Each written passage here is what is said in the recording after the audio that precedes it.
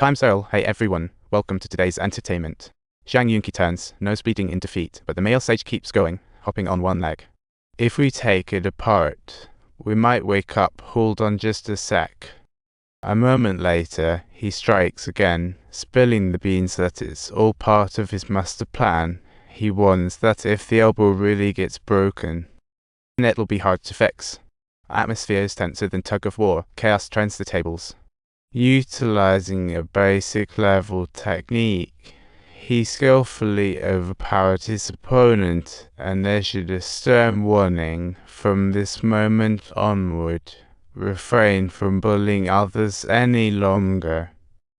Suddenly, everyone is stunned. A new order emerges. The puppet master gets kicked off stage, and peace returns. Zhang Yunqi tells Yixin, "Now everything's as you wished. No more disturbances. You can study in peace."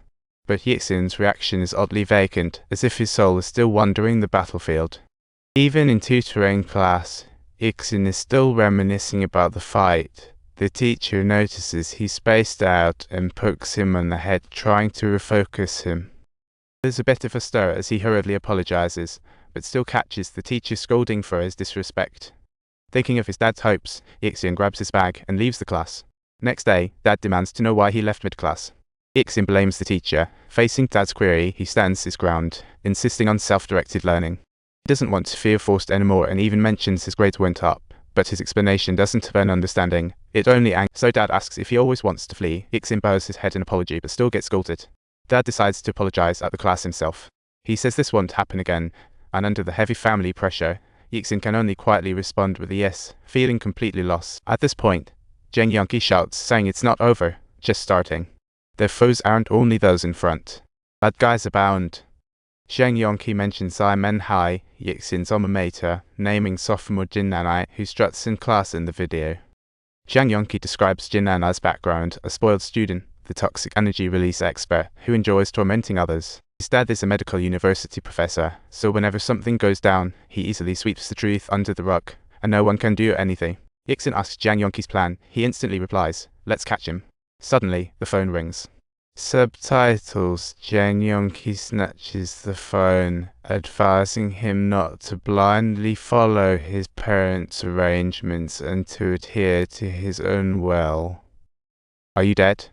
"Sorry." As Zhang Yunqi turns to leave, a classmate suddenly calls out to him. Classmate gratefully thanks Yixin, who once stood up to a bully, and since then, the bully hasn't bothered him again. He's long wanted to thank him but never got the chance. Zhang Yunqi tells his classmate those actions weren't for him. Yixin isn't the kind of guy who thinks about others, he's just venting his frustrations against his father.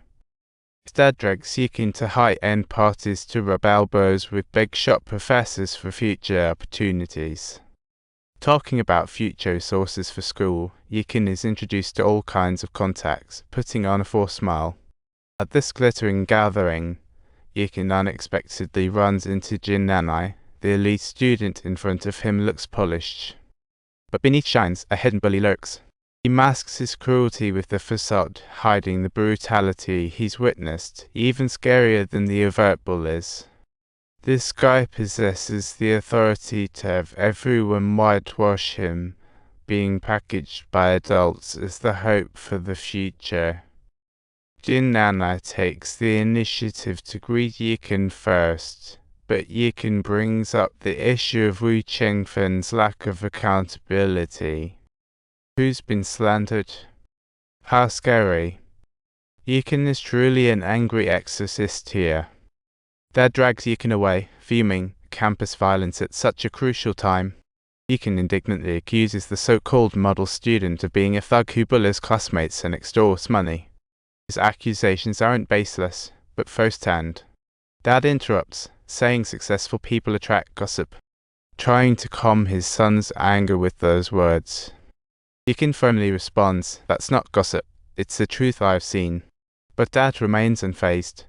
He retorts, "Is the world only for thieves and victims?"